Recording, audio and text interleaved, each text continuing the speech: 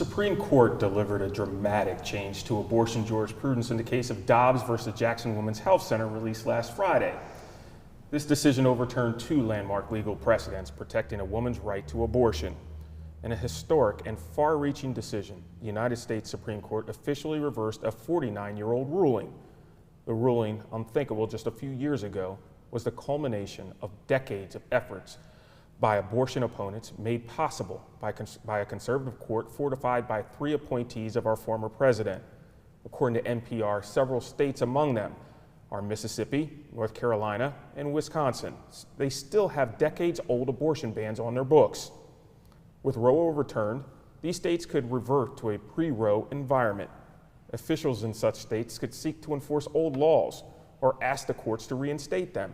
For example, a Michigan law dating back to 1931 would make abortion a felony. Governor Gretchen Whitmer, a Democrat, has been working tirelessly to try to block that law. Tonight on the agenda, we will have a candid conversation, a discussion about Roe v. Wade, a discussion that affects and how it affects you as a Delawarean. Tonight, we are joined by the Director of the Office of Women of Advancement and Advocacy, Melanie Levin, and President and CEO of Planned Parenthood Delaware, Ruth Lytle-Barnaby, and Chair of the Delaware section of the ACOG, Dr. Margaret Chou. Ladies, how are you today? It's been difficult. It's been a difficult day. It's been a difficult week, I understand. But yes. Here on the agenda, we really like to ensure that people, especially Delawareans, regardless of county or what have you, understand what's going on in their community. And there's so much. I mean, with the media being pushed out, and some of the things are accurate and some of the things are not. In Delaware, we were fortunate enough, and we brought that up in a couple different episodes, that our state legislature really got ahead of this before it actually happened, before even the leakage occurred back on May 3rd about the overturning of Roe versus Wade. We kind of said, hey, we need to do something about this and protect women's rights. So where do we stand now? Well, I think we're in reasonable shape. Mm-hmm. The right to abort a pregnancy is intact. Mm-hmm. There are the expansion of abortion has and access has been affected with HB 320, mm-hmm. which allows nurse practitioners, physician's assistants, certified nurse midwives to provide medication abortions. And just recently, HB 455 was passed, which put in place some really important protections for abortion providers, and also expanded the scope to specifically say that aspiration abortions are also permissible by non-physicians, by certified nurse midwives, nurse practitioners, and physician assistants. That's great. That's great to know that we have that. But from a Planned Parenthood perspective, what were you preparing for, or what's the worst that you're preparing for, and how do you kind of adapt to that? I think Delaware being a safe state right now, we're not preparing for losing abortion access mm-hmm. for our own citizens. What we are trying to prepare for are the many citizens across the country right now that are losing access. We're looking at 30 to 36 million women losing access to abortion 36 million services. women? Yeah. So if you look at the southern part of the United States and a good swath of the Midwest, you'll see that those are the states that are really in danger to lose access. Mm-hmm. So East Coast, West Coast, and a couple of Midwestern or Western states, you can, but what this means is that people will have to travel hundreds, if not thousands of miles to receive a service that they could get a couple weeks ago. Right. So in essence, Delaware may become a safe haven for abortions. Yes. In this country. Yes. Wow. Yeah. And what we know from history is that banning abortion does not stop abortion, it stops safe abortion. Mm-hmm. And women with means will travel, and women without means will suffer. And we are lucky that here in Delaware, since 2017, our Constitution has provided protections and codified Roe in our Constitution since 2017. So we were way ahead of things, but that doesn't mean that we don't fear what's going to happen to our sisters in other states.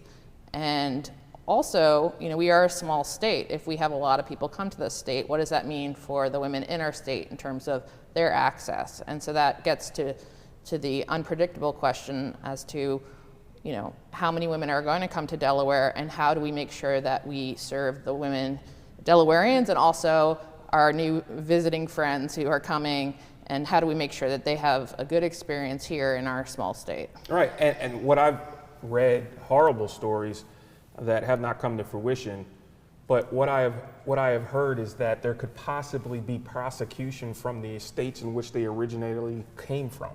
That's right. That's right. So what are we going to do as Delawareans to prevent that from occurring?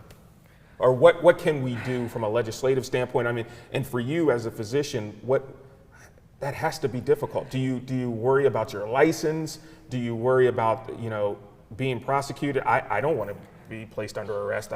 That's right. I think that it's always been a concern, but you really have to care more about the people you're taking care of than your own interests. But it is really quite good that this recent law passed does specifically say that the medical board is not going to find me guilty of unprofessional conduct for doing something that is legal in my state. They can't say, well, she did something that would have been illegal in Texas, say. You can't prevent that someone might bring some kind of lawsuit against you, whether it's a civil lawsuit or maybe even a criminal proceeding. But there are some safeguards in place.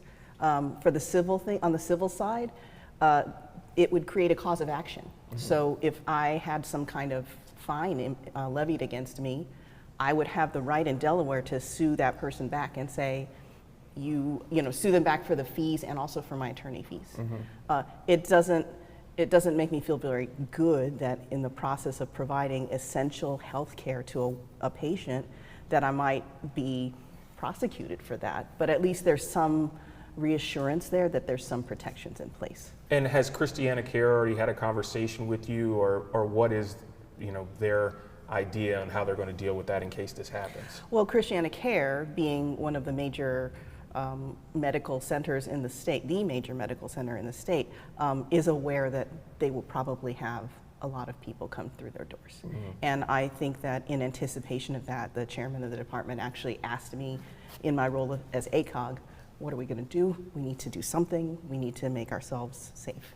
Right, right. So I can't imagine this. I don't know, is it stress yet? I don't want to say that you're under stress. I don't want to project that on you, but it just seems like it could be in the back of your mind in dealing with that. It's there, and it's a terrible feeling to feel like, I'm a mother, I have 2 daughters, and it's a terrible feeling to think, I'm just going about my normal scope of practice. I'm trying to do my best to deliver excellent reproductive health care, and all of a sudden, now the Supreme Court has said that my daughters have less autonomy over their bodies than I do. Right. Than I did when I was of childbearing age, So it's disturbing. It's emotional. It's a human rights setback. So it really is. It really is. And the American Medical Association, the AMA, recently passed a resolution that affirmed abortion care is a human right. That's big. That's big that you could get physicians from all specialties to pass a resolution like that. So let me ask a question to everyone, to the entire panel here. We are big at DETV. We are in with the people, a lot of communication that goes on with Delawareans, north and south. But I don't think people understand who gets abortions, right? Who obtains this. It's a stigma that is just poor women, right? Just poor women get this, and they need to take care of themselves and be responsible for their bodies. When statistics are showing that that's far from the truth. It's everybody. It's everybody. It's everybody, 1 in 4.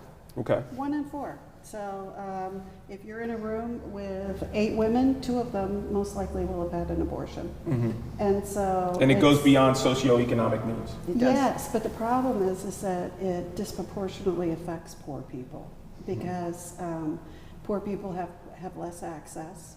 People that don't have the money to pay for an abortion, that don't have the ability to get off work, that can't travel, that already have child care issues, abortion is harder for them. And every study in the world will show you that women, when have better economic stability, if they're able to choose, first, if they want to have kids, second, how many, and third is the time in between having them.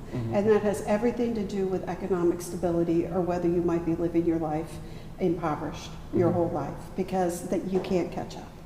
And so so we think about, yes, it's everybody, but it affects some people a lot more than others. And we can never lose sight of that. And that's what I think this decision did, was lost sight of who it's really affecting. And I queried some people, and of course I queried women, not as many men, because it really doesn't affect us. And that's It It does. does. It totally does. And that's why we're having this discussion, right? It does affect us, but from a civil rights perspective, a human rights perspective, no one has told us what we can't do, right? I mean, there have been things, but in this particular matter, it's not affecting us as males, right? It's affecting women.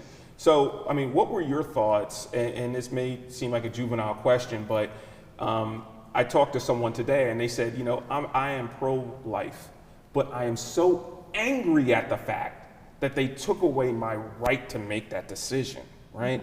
And have you heard a lot of that? Are you getting that? Because I have a feeling from the demographics that we have here in Delaware is that there are more pro-life people than are admitting that they are. They're saying they're pro-choice in conversational reasons, not to have the wine glass thrown at them from across the room. Oh, of course I'm pro-choice, but in their hearts they're pro-life.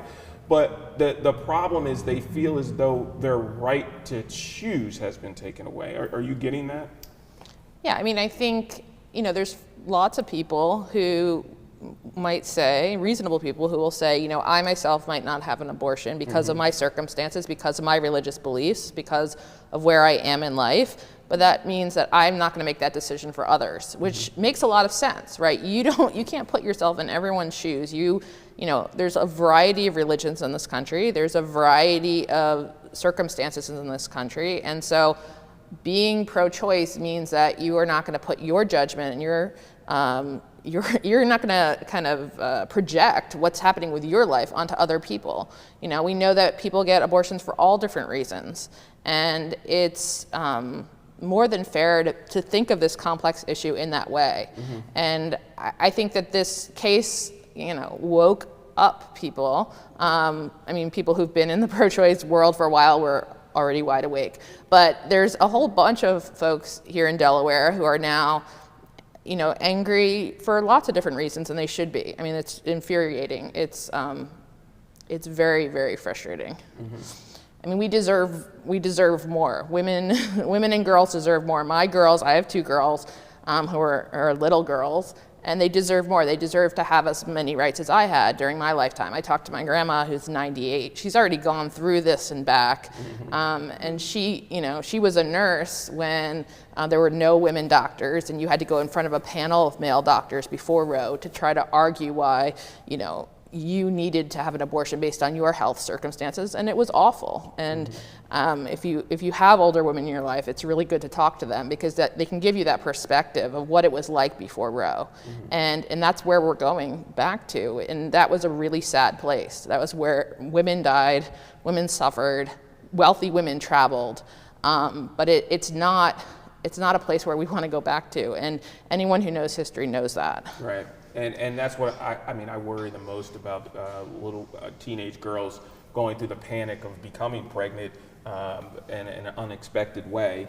And I know that you deal a lot with this with Planned Parenthood, and them making a very rash decision to do this themselves, or their friends saying, you know what, we can figure it out, or using the internet or YouTube saying, oh, I know how to do it now, and then doing some serious damage to themselves, to their lives, to their reproductive systems, and could really cause damage that they just don't foresee at the age of 15 or 16 years old.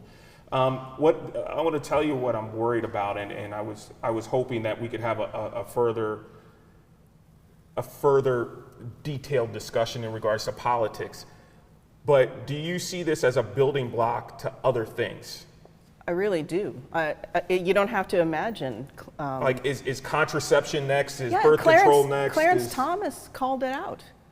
Griswold and Obergefell, and the last one escapes me. But these are, there are a variety of things that hinge upon what we all believe that we have, which is a right to privacy.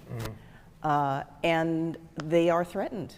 Right. Contraception, gay marriage, gender affirming care, gay relationships, what you do in the privacy of your bedroom, regardless of what your sexual orientation and your gender identity are, right? There are all sorts of things now that are vulnerable. So are we doing things now as I would say as a union between your organizations and your our state legislature, as proactive as you were in regards to preparing for the overturning of Roe v. Wade, but are we doing things in the background to prepare ourselves for possible things that are, like, I really believe that contraception could be next, and that's worrisome. Are we preparing for that? We are. I think that the lovely thing about being in Delaware is that it is so very easy to get a response from our lawmakers. They are very receptive. They want to hear from us, and what we say matters to them. I think any citizen, but they take for instance, in American College of Obstetricians and Gynecologists, they understand that we're content experts in reproductive care. And yes, a lot of these things, these conversations are going on. One of the concerns too is provider access. We already have somewhat of a shortage of OBGYN providers, especially in Sussex County. And these are some things that actually ACOG members have come to talk to me about. I'm really concerned about this. I'm really concerned about abortion providers. I'm just concerned about obstetrical providers. And our professional organization, it's actually, usually things go swimmingly, and I don't normally hear from members that much, but I've been hearing from multiple ones and impassioned, we have to do something about this. Right. Yeah. Right, so I'm worried. Well, but the good news is we've been getting, at Planned Parenthood, we've been getting calls for providers saying, I used to be a provider with you, can I come back? I'm ready to come back if you need me. What can I do? And so that's the positive side. I think the harder part is that the ripple effect of what happened with the Supreme Court isn't just Delaware, isn't just the United States. We hosted at Planned Parenthood the Nelson Mandela Fellows at the University of Delaware, and they were all doctors and other folks interested in reproductive rights. And what we overwhelmingly heard, it broke my heart, was that we all looked up to you as the pinnacle. We were putting our own way of getting our legislation out to affirm access to abortion. And now when you overturn it, it takes us back all of those years as well. So I think we have to look at this now much more internationally as well, this is not just a local issue any longer, so. I find it interesting. I want to go back to something because I could feel my head getting ready to be chopped off when I said that this does not affect men. And you made it very clear to me that it does. And I think that it is important for everyone that's watching and listening that they understand why from your perspective. Well, okay. In all fairness, historically, has the government intruded in men's autonomy or men's sexual health as much as it has in women's? Of course not. There is a whole history of all sorts of layers of sexism, classism, structures of power, racism, you name the ism. But if the concept is there that there is no such thing as a constitutional right to privacy, you bet that affects men, that affects everybody, all gender identities. From a Planned Parenthood's perspective, how is it affecting men? Well, a pregnancy doesn't happen with just one person. It happens with several. And I think the idea of choice for women has been brought out as being this kind of beacon of this is the way things should be. And I think what we see in practice are all of the support people that come with a woman for her abortion. And so I think there's an emotional side that impacts. I think there is physically what happens to a woman after she's had an abortion and her change in interests. I think life can be different for men And so if you talk to men who've had a person in their life that's had an abortion, many have felt that they wanted to be able to do more. And we have no context for you, because men can do whatever they want when it comes to their own reproductive health care. You know, we've not cut off Viagra. We've not told men that they had to have vasectomies until they were proven responsible to be a parent. We've not done any of those things. And so when you have a burden on one sex, and I shouldn't just say that it's just women who have abortions, because it really is people with a uterus, which most people go, what? But we have transgender people that come to us for an abortion. And just because you were born and you identified with one gender doesn't mean that you're not really another. And so we have all of these things going on, and I think taking men out of the equation is part of the problem. I think putting men in the equation and having a lot more responsibility for reproductive health care is much more important. You know, there was a study done not that long ago where they tried to give men the equivalent of a birth control pill, and they had to stop the study in a couple months because men complained of symptoms from the pill that they were being given. It's tough being the only man on the it is. stage, You're with some strong feminists here. So, but the point is that until men have a stronger role in this and stand up to take that stronger role, I think women are fighting the same thing we've been fighting since this country began and throughout most of history, around what happens with misogyny and power and control. And it seems like the arc keeps going back and forth and back and forth, and we have gone way over this way again. And so we are really looking for ways to pull it back and be a little stronger. And have some of the same decision making that men do. And right now it feels like that's being pulled away. So that's the heartache of it. All right, Ms. Levin, how do you feel? I mean, other than the fact that, men are part of the equation with making the babies, I think Justice Thomas really, made it clear that this is not ending with Roe, that he's going to go after contraception. He's going to go after same-sex relationships. He's going to go after same-sex marriage. And there's been additional commentary that he could go after, marriages of different races, like lovering. And so it's not ending with Roe. This is a whole conceited effort to really unroll the rights that we've gained. This is the only right that has been taken away ever in the history of the United States. And it's frightening. It's absolutely terrifying. It's been hard to do this work. It's been hard to show up every day and keep doing this work, but we also know that we have to.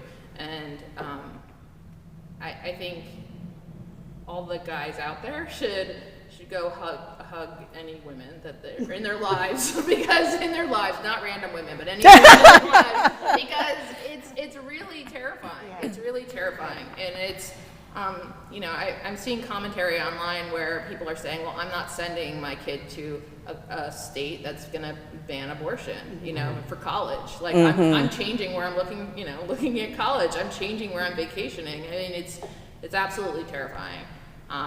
I feel so lucky to be in Delaware, but I also know Delaware is not an island. We're just a little state surrounded by a bunch of other states. We're also very close to Pennsylvania, and we don't know what's going to happen in their midterms and what that means for their care. And if Pennsylvania ends up changing over, and if Pennsylvania ends up needing Delaware as their main source of care, what does that do for not only our capacity, and what does that do for the women in the state, which we already have a shortage of providers? And so those are the things that kind of keep me up at night.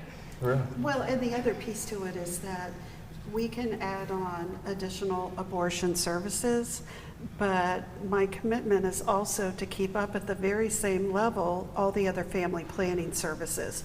Because when you have good quality, low cost family planning, you have fewer need for abortion.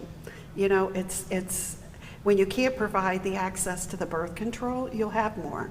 And so we don't want to inadvertently create a worse situation where we are just spinning our wheels. And so I think it's, you can't just look at it as abortion by itself. You really have to look at the whole cadre of reproductive health services, because that's really where the help for women is. Okay, I'm shaking my magic 8 ball like I do every episode, and I'm saying, okay, where are we going to be 10 years from now? 5 years from now, in regards to this issue? Where do you foresee? I still have to be an optimist. I think the pendulum has There's to no swing. other way. Like, The we have to the be pendulum optimistic. has to swing the other Right. way. It has to swing back to more civility, more compassion for other people who might be in different circumstances than you are. It may not happen, but I have to have the hope that it will. But you're preparing for the worst. Yeah, it's one of the things we do in medicine. Hope Right. for the best, but expect the worst. But and prepare expect for the the worst. Yeah. So, just how are you advising? You mentioned that you are a mother too. What are you telling your children about everything that's going on here? How are you advising your girls? Well, I don't want to talk. Their stories are their stories. They're more than aware of what's happening. And one of them is on the cusp of finishing college, and she is definitely taking note of which states are friendly and which ones are not. My other daughter is very politically active and very aware of a lot of these issues. She's participating in activism. You know, something that Melanie, you said earlier about not going to certain states for college. You know, our professional organization is not holding meetings in certain states now. You know, I can foresee a time when perhaps when you're planning travel, you might not travel through certain states because, you know, if you stop in a certain state, you're vulnerable. If there's some action pending against you. Delaware does not have extradition for, thanks to this recent bill, for abortion. But, you know, could you put yourself in harm's way by traveling through a state? It's After being it's named possible. in After some- being named, it's possible. Right. Yeah. Wow. So there's a lot of things that you wouldn't think about. I wouldn't go to a meeting in one of those states, you know, a professional, you know, conference or something like that. It would be target on my back. You know? Yeah, absolutely. How do you all feel about that? I mean, with my daughters are young. One was at camp last week, so I need to catch up with her. She's also very into politics, loves coming with me to Legislative Hall, loves going to bill signings, and so I do want to have a conversation with her. My other one is a bit younger. I think, you know, it's important to have conversations, but the last few days I've just been trying to, you know, kind of gather my thoughts, figure out what to say. But, you know, I don't think we should keep this from our kids. I think our kids should know what is happening. They should know, you know, why their mommy is, you know, doing this TV show. They should know, you know, what is happening. It's important. I think it's important to expose our children to the world around us. You know, they're going to be the future, and we need to prepare them and fight for them as much as we can. And so that's why I bring my daughter to Legislative Hall. That's why I get her involved in politics, and she's only 12. My younger one, she's warming up, but she's only 7. Right. So legislatively, what would you tell our, I guess, congressional delegation from here in Delaware that's fighting the good fight in Washington? What message would you give to them? You have them here; they're definitely watching. So, what would you tell them? Well, they're supportive. Yeah. They keep doing already what are you're doing. supportive. Keep doing They what you're need to doing. keep doing, yeah, they need to be right where they are. They have, all three have been extremely supportive of reproductive health and all the issues surrounding that. So I'm not sure it's Delaware we have to talk to in that realm. I think it's really hard because of the fracturing that has gone on at the federal level. I would ask them to talk to their friends Yeah. from Right, the in other states that are a states. little bit more mixed. Right. You And know, what would you tell those states? I mean, really, you're passing it along, and I know it's hard, you're trying to hold your tongue, but you have colleagues from the state of Mississippi and Texas who are just really on a different idea in regards to this. What would you tell them to sway them? You know, I just heard a talk, there was a program that ACOG put on, and it was so interesting. One of the speakers was talking about how when people are changing their minds, they don't go from A to Z. You go to the adjacent places that are at the edges of so you have to have reasonable conversations, respectful conversations. It doesn't become, you know, we're very polarized now, and these need to be non-polarizing conversations. Okay, I see that we're different about this, but can we agree on this? Can we agree on human dignity? Can we agree on empathy? Can we agree on the state staying out of your private affairs? Right, that used to be Common a ground. huge. Can That we used find to some be. common That ground used to in be all? such a huge component of the conservative side. That used to, you know, the state should stay away, the government should be small. I don't know what happened to that. You know what I mean? But I think that stay away from inflammatory rhetoric, and I think that this extends more to just our lawmakers. It extends to people in your personal circle. Even although it may be a little hard, maybe we are getting more polarized. We unfriend people who start espousing things that we think are very screwed up or what have you. But the people who are maybe a little different from you on the continuum, you can still have civil conversations, and I think that that's what's really important. I couldn't agree more. I think civility is there, but what would you tell the governors of Mississippi and Texas about what they should push? Because now it's basically going to be up to states' rights, you know? I would what tell you push them women are going to die, and that'll be on their hands, because there's no way around that. Women will die. And I wouldn't focus on those governors. I'd focus on the governors more in the middle, the ones you have a chance with. You know, you can hit your head against the wall. Look for reasons. So you want to make your chart. You want to figure out, okay, who do I have a chance with? And you don't talk to the people that have been, you know, going against women for the last 30 years of their career. You talk to the people who you have a shot with, who think that this court misstepped for lots of different reasons, and you focus on the gettable folks, not the people that you have no chance with. But I think it's also hard, right? This is a really hard issue, and when we talk about like unfriending, I have definitely done that before, because, right, you can have discussions and differences in like, oh, I like this coffee, I like that coffee, but when you tell me like you don't think I should have bodily autonomy, I don't really want to hang with you. You know, like I think it's hard to have that sort of disagreement with someone because it's so fundamental to who we are. So I do find that difficult, and it's challenging, right? There's things you can have disagreements on, and there's things that are core to your soul, and it's really hard for me to kind of wrap my head around having a little chit chat with someone who doesn't think that I should control my body. Like, I'm not okay with that. Right. I think another part of the struggle is that abortion is one of those issues that people have a what's okay and what's not okay.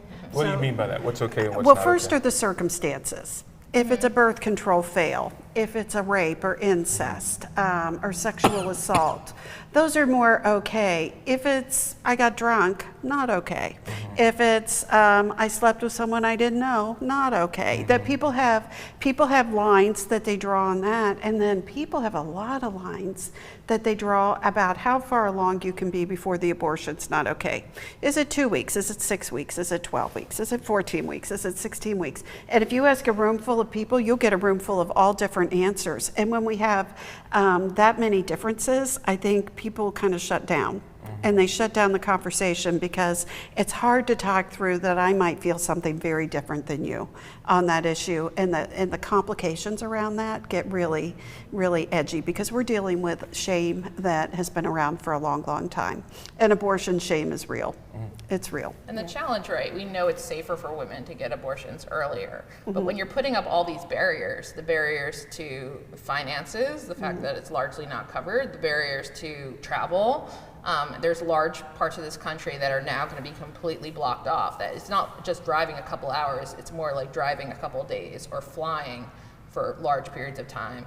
you're putting all these barriers. So the chance of people being able to get appointments as early as possible where they want to get appointments is going to be much more difficult. So you're actually adding complications to an already complicated thing.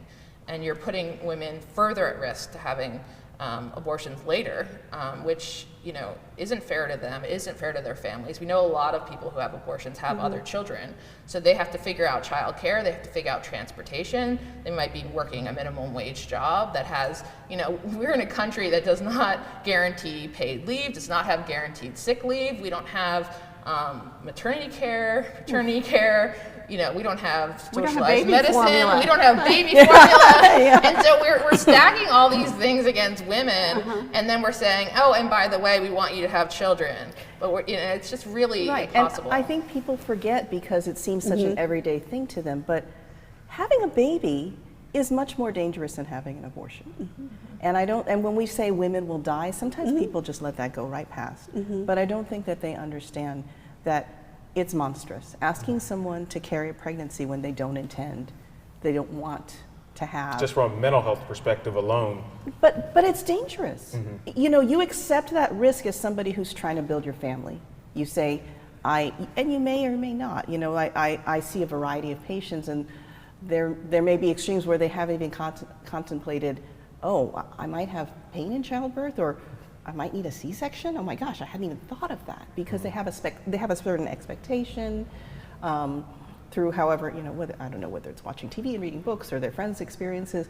But maternal mortality is, it's a shamefully high rate in the United States. It's inequitable. It's shamefully higher in Black women. And people sometimes just gloss over that. But somebody who is anti-choice who might say, well, she could just have the baby and adopt it out or something. That's not a trivial thing to ask somebody to do with their body, right? That's not, how dare you ask me to do something like that, right? So. And there are millions of children in the foster care system that don't seem to be able to get adopted right now. So what does that do to the foster care system? What does that do? The levels that it piles on, and even with miscarriage management. Right now, if you're having a miscarriage and you haven't completed it, in Delaware, you can have an abortion to complete that process. In other states, you won't be able to have that. So what will happen to you? That's a really good question about what will happen to you. There are bad things that can happen. You could have serious bleeding. You could have an infection.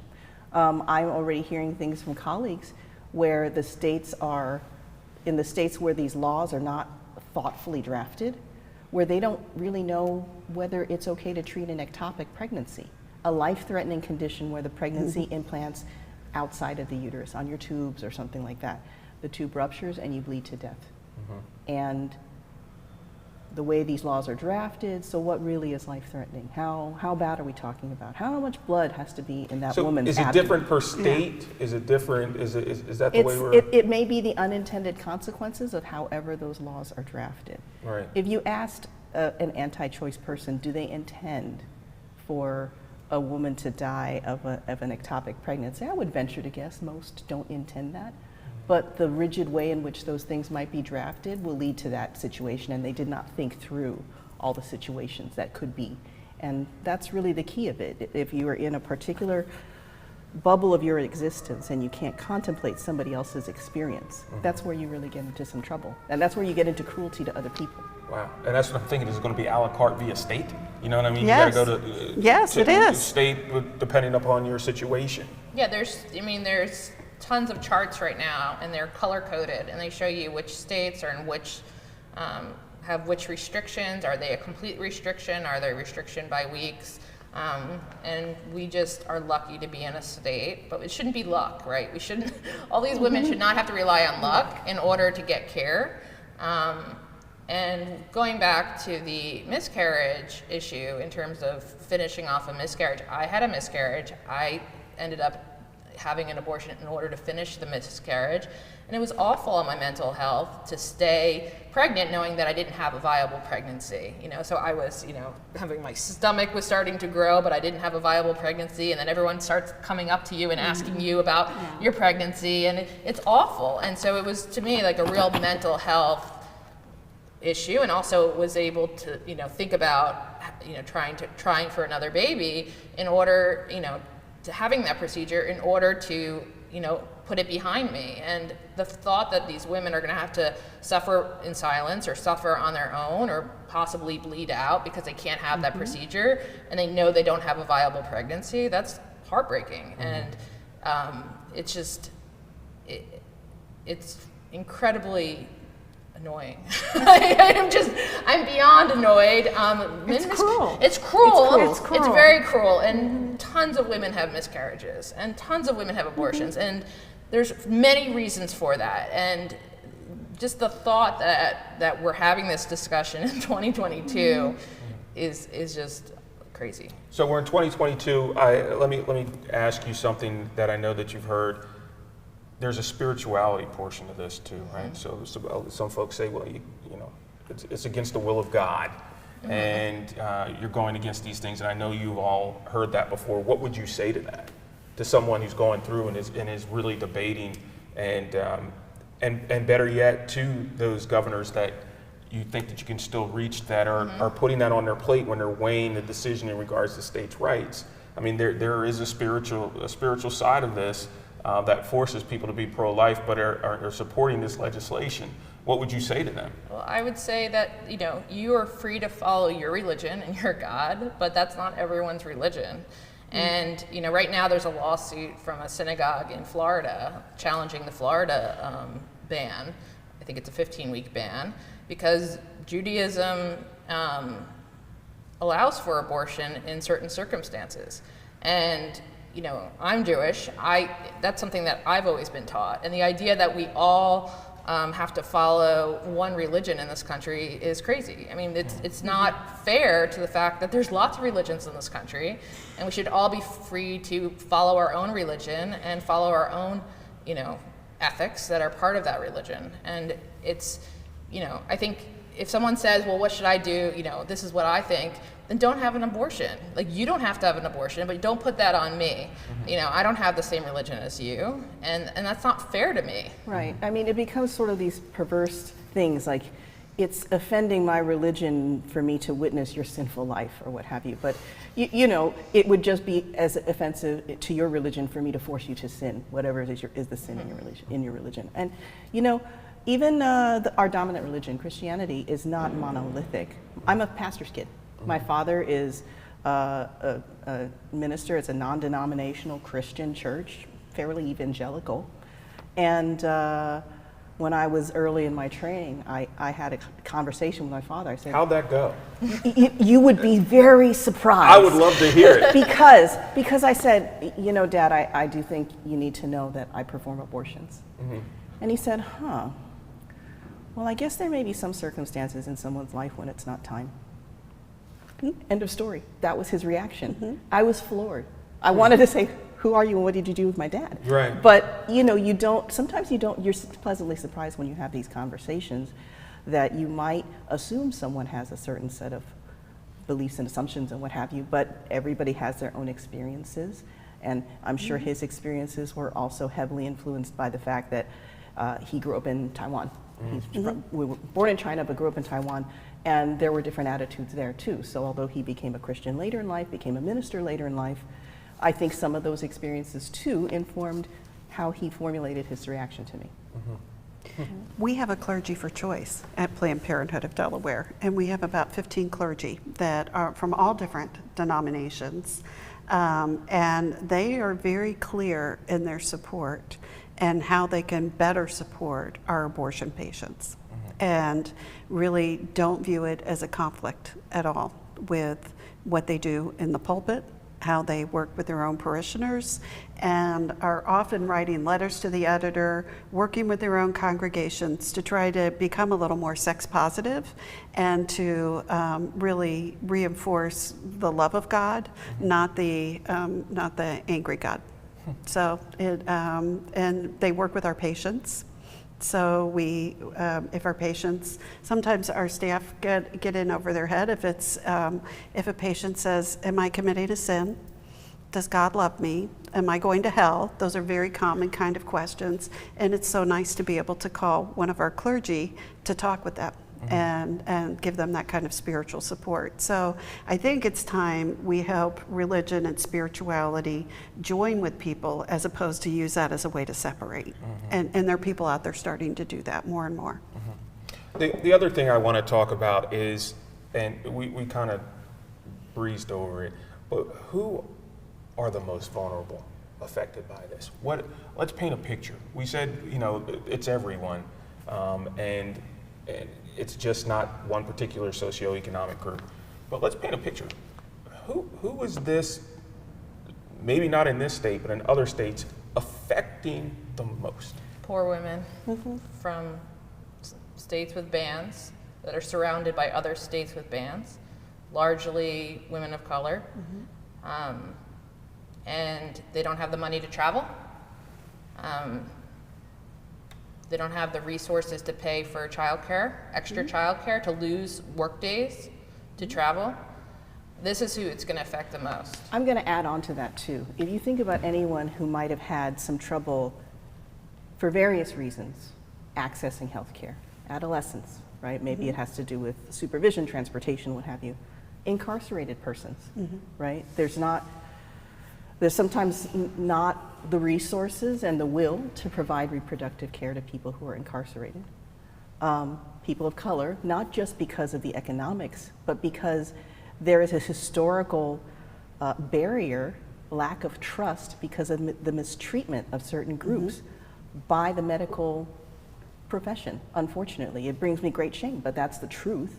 There are things that you learned in medical school that sort of ingrained those unequal ways of treating people.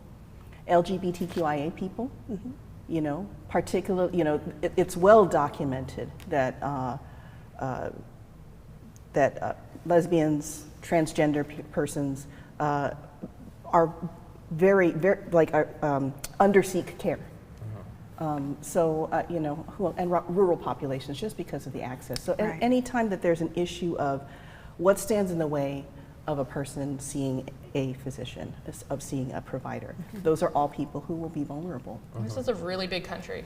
So there's parts of the country, if you look at these, you know, there's all these maps on the internet now that are showing you which states are having bans, and there's parts of the country where it's all red. And if you're in the middle there, you have to travel really far to get access. And these are places that don't necessarily have an airport nearby, don't necessarily have a train, that, you know, gas is now really expensive. So how are you gonna get, and they say that, you know, if anyone helps you, we're gonna, you know, prosecute them.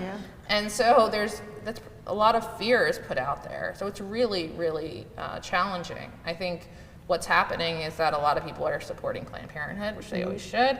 And then there's also a big wave of support for these local abortion groups, which I know our doctor over here is on the board of. Yeah. Maybe you should well, talk there is a national organization to help people with expenses and to help people with childcare and what have you. And recently, the First State Abortion Fund has recently. What is that? I'm not familiar with that. So it's an organization that they raise money. It's a 501c3, and people in the state can say, "I need help. I need money for transportation. I need money for childcare. I need a place to stay because I have to drive from, you know, I had to drive 3 hours to get to Christiana," or something like that. Something, you know, all of those things that can be involved in that care. You know, they do things similarly for people who are getting cancer treatments. Sometimes there are charities that help them with some of those practical things that insurance doesn't cover, or if you're uninsured. In a similar way, this is something that will help sort of wrap around somebody who has the financial barriers to getting the care they need.